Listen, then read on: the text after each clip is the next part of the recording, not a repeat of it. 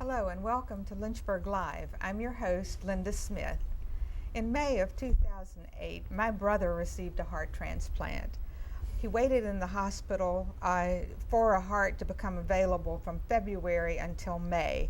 And as a family, we watched his condition deteriorate steadily, and we were afraid we were going to lose him. Organ donation and transplantation save lives. There's a critical shortage of organs in Virginia and nationwide.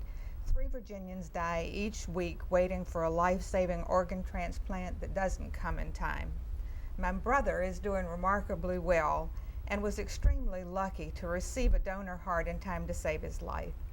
My guest tonight is David Edmondson, also a 2008 heart transplant recipient, and he volunteers with LifeNet Health, the organ and tissue donation agency here in Virginia.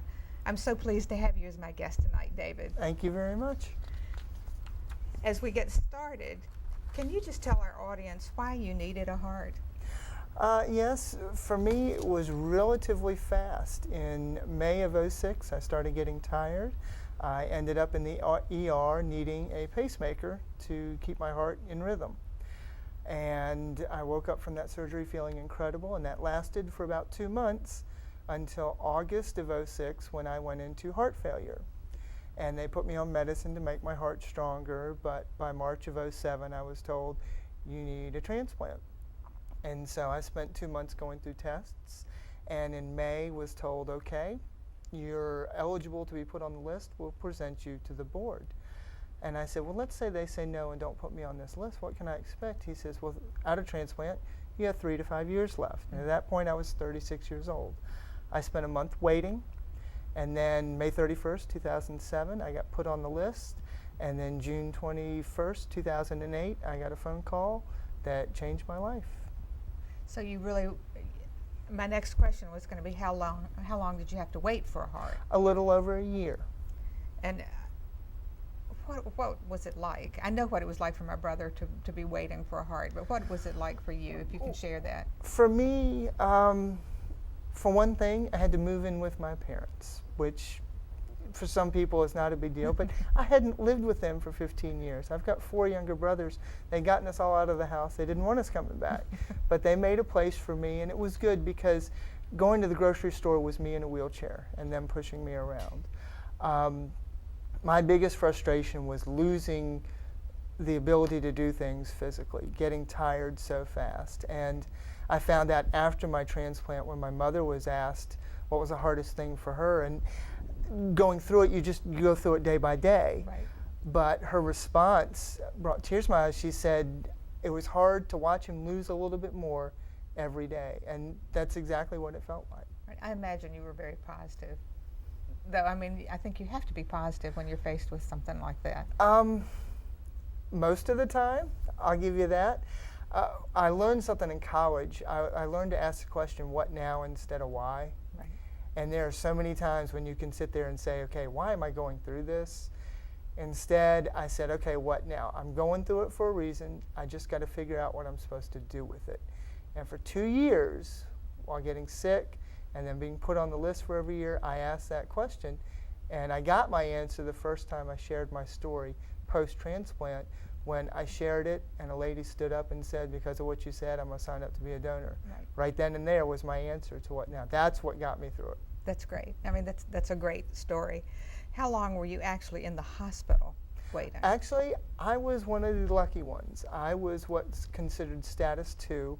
I needed a heart, but I did not need to be hospitalized, and I was not on any machines. I was actually at home, literally within 2 minutes of walking out the door to go to a bluegrass concert when the phone rang.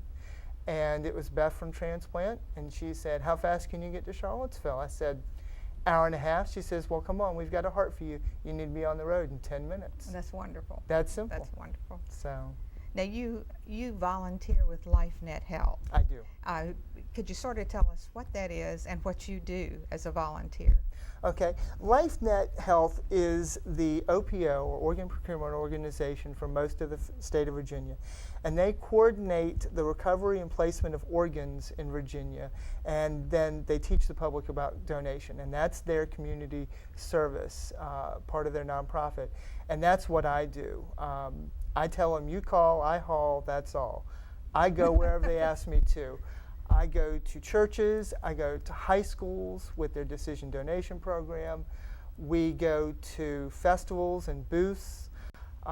This Sunday I'm going to speak at a donor family weekend where they're going to get together and do scrapbooking and have seminars to help donor families get through their loss. They go all over. If there's a group of people willing to hear about organ donation, we go. I think that's wonderful that you do that. It's like giving back. It's a blast. Yeah. In my introduction, I mentioned that there's a critical shortage of donated organs in Virginia as well as nationwide. Mm-hmm. Do you have any idea of just how critical it is, statewide and nationwide statistics? I do. This morning I went to unos.org, which is the United Network of Organ Sharing. They run the transplant system in the United States. And this morning at 10:30 a.m., the waiting list nationally was 108,078 people who will either receive some sort of organ transplant or pass away. Those are their two options. In Virginia, that number is 2,765, and out of those, 295 of them have been waiting more than 4 years for some sort of transplant. That has to be very difficult to be waiting. It is. I have a friend of mine who has been waiting 4 years for lungs. That's very sad.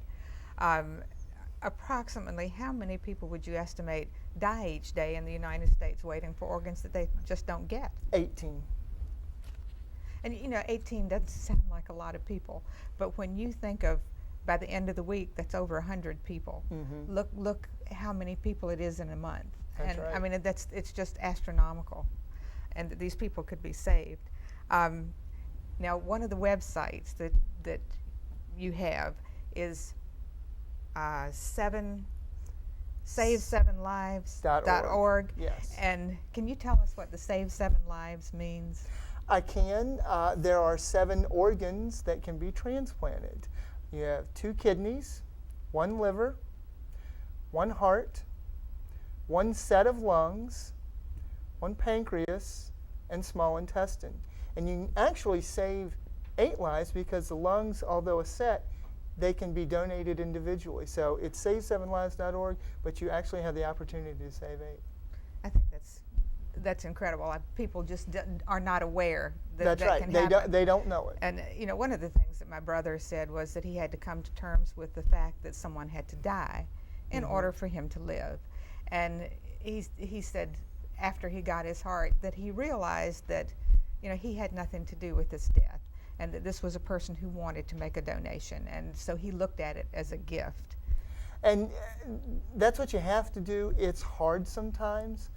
I know that my first Thanksgiving and my first Christmas after my transplant, a lot of my thoughts were, I'm getting this incredible gift to be with my family one more time during this incredible time of year, but there's another family out there who's going through their first Christmas and Thanksgiving having lost someone, a brother, a sister, a mother, a father, a son or a daughter. Has to be difficult. And you can sometimes you can go into a depression thinking of the negative, but then you've got to, like Joe did, think of the positive. Say this is not about death. It is about life. Right. It is about giving someone life. Have you communicated with your donor's family? Actually, I have. When I was in the hospital, I wrote a letter to the family of my donor. I gave it to LifeNet, the OPO, and they sent it to the other end, wherever that was. And then it's up to the donor family to say, yes, we want this letter or not. If they say 10 years later, I want this letter, then it'll come to them. If not, they'll wait. Until they're ready.